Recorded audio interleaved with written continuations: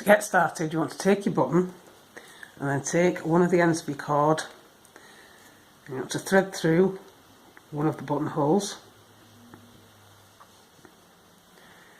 and then back out through the other buttonhole. And then you want to pull off a long enough bit at one end so that you can attach your button to the top of your board and the cord to the bottom of your board.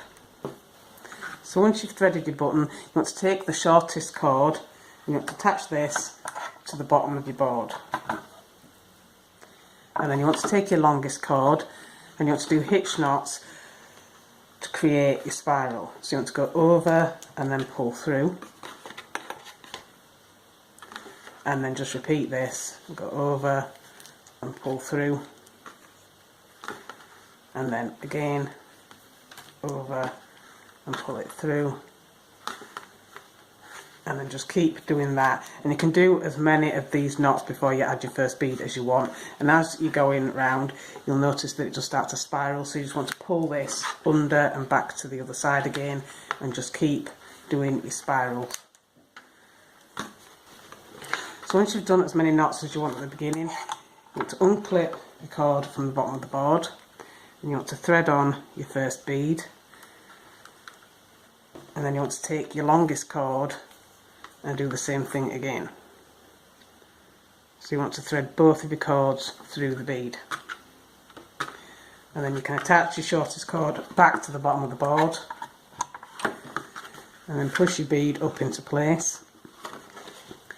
And then continue doing the same knots to create spirals, just going over and through every time. You want to do the same amount of knots in between your bead each time. You just want to keep repeating this pattern all the way down until you've got the anklet as long as you want it.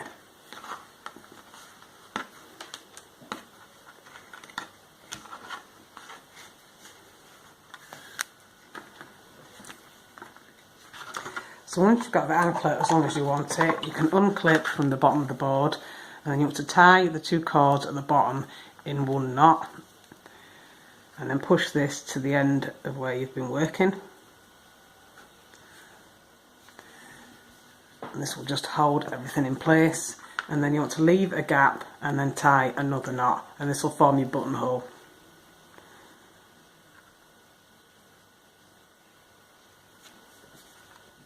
So you want to form a little space there for your button.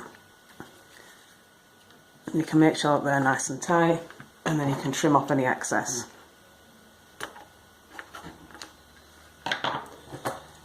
So you could seal this with a lighter if you wanted, or you could use glue if you prefer, but I'm going to use a lighter.